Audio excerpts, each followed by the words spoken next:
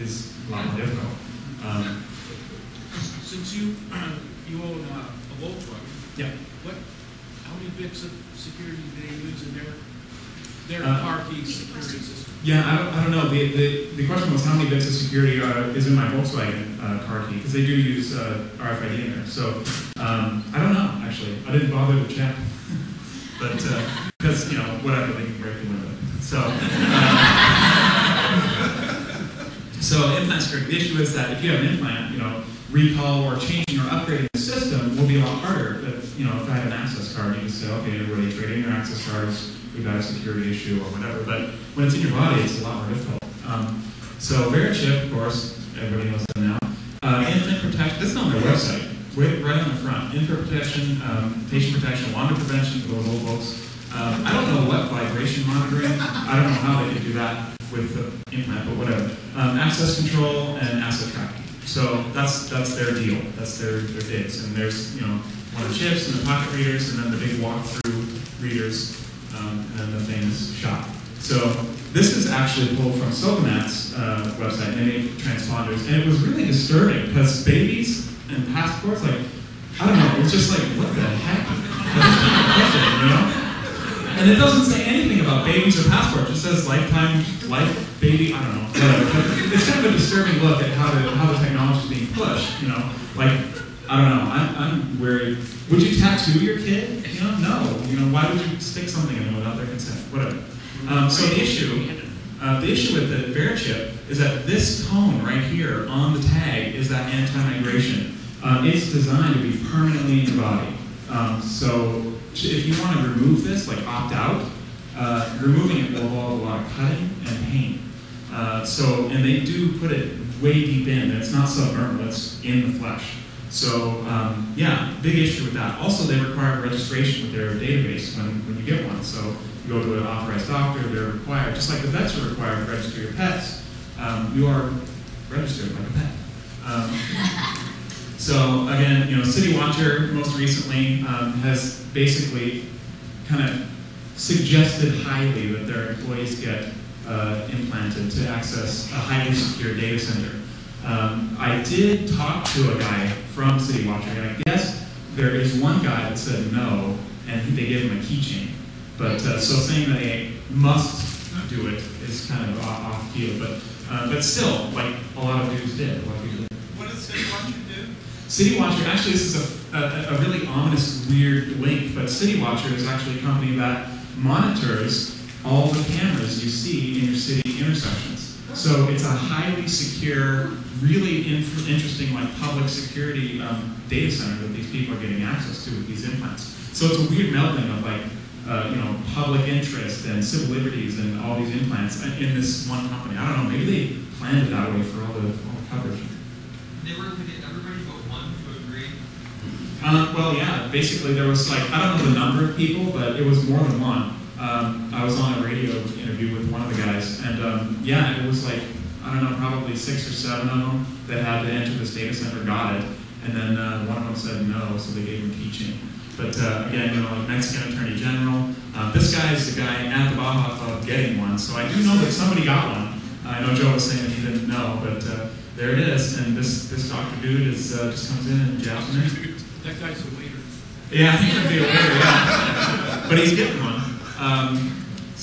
Anyway, Emily Newitz of Techsploitation, and she works for Wired and everything, she purposely got one implanted and then talked to Jonathan Wethues of Waterloo University and said, let's hack it. And so, because VeriChip's pushing these for high security payment solutions and things like that, so it better be pretty hard to hack, right? What body part is that on the right? What body part? No. That's finger and thumb. That's a finger and thumb, yeah. It's just holding it up. It's like, sorry. Just don't think too hard. All right. So he built this little thing. It's Proxcard, and it's basically a real simple thing. It just excites the tag at a given frequency, and then just tries to read like an O-scope, like what's coming out of the tag. What are the signals coming out? It takes them, graphs them. It's got a little USB port, so it's pretty cool. I think you can get the details for building this yourself if you want. But so it just graphs it, gets decodes the information, which isn't really necessary. That's the key. to like a random tag like mine, EF402, you don't need to know what the data is to emulate it. You could just copy the signals, so like replay. But in essence, he was able to kind of like get the information. And then, basically emulate the tag that was in her body. So no security, no attempt at security whatsoever, no challenge response, no encryption, nothing. So they're pushing their product for these high security things where people will be targeted. If I wanted to get in and like watch over the whole city, I could just bump into somebody with one because we know where they are in the arm. Whereas somebody getting 2 inches in my hand might be difficult with a reader. Putting a reader in my coat and going, that's all it would take to get this information. So tag is read, tag is duplicated, zero security. My opinion is that they're acting responsibly. It's not suitable for the high security and the payment solutions that they're pushing it for. So we should push this for bank employees. Right? Yeah, exactly, bank dudes. Also, another very interesting thing was human error. The ID implanted was not the ID recorded. So when she got it done, she was given a sheet, here's your ID, by the doctor, not the one in her arm. So that kind of opens it up to a whole list of issues. So human errors, all the RFID in the world is not going to solve the human factor. Well, yeah, exactly. The issue is, right, if I go back to the baby infant protection, little Jimmy is not little Jimmy according to the thing. Like, what's the issue there, Like, if you're putting them in babies and then it's the wrong baby, and you take one of somebody, it's not yours. Anyway, that's a whole other story. So, possible remedies. Stronger encryption based on open standards, where everybody can evaluate all the good things about open source. Rotating one-time keys for the read-write memory blocks, which is one of the things that on my Philips high tag is one of the things that I'm trying to implement for a higher security. Because the issue is, especially for ACLU type privacy concerns, is that the chip, if it, this is a 2-inch read range, so it's pretty consensual. Like I have to get right out there. And even with like a super high-powered reader that costs tens of thousands, maybe a foot or two. So at this point in time, implant security is not an issue.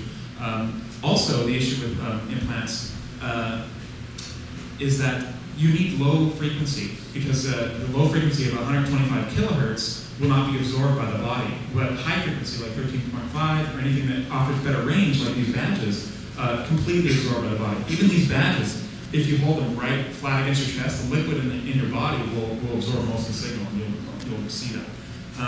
So anyway, the rotating keys would be another way to basically leverage this technology by your own means in your own homes without needing to worry so much about the privacy, because the key, the data is changing every time you use it. So if you go out in the public and they get ID 1, 2, 3, 4, 5, you come home, get in your house, it matches you up and says okay, and then updates it to 89478.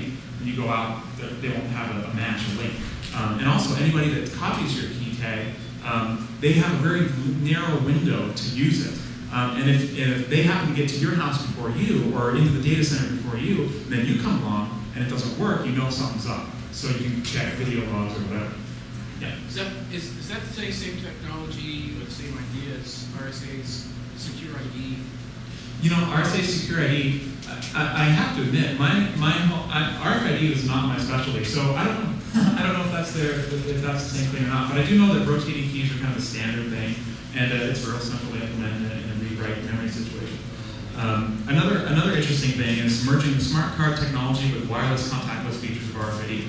RFID currently, the great thing about passive is that it is just an antenna that is used kind of like a crystal radio set. It pulls the energy from the reader in a inductive, almost like a transformer type way. So it gets its power from the reader, it does this little microchip thing, and then it spits out an ID or challenge response or whatever. But smart cards, being actual CPUs in the cards, make them almost really difficult to hack or get into. So merging smart card technology with completely contactless, wireless, batteryless features of RFID would be another great way to secure them. Or you could build Faraday cage, pants, pockets.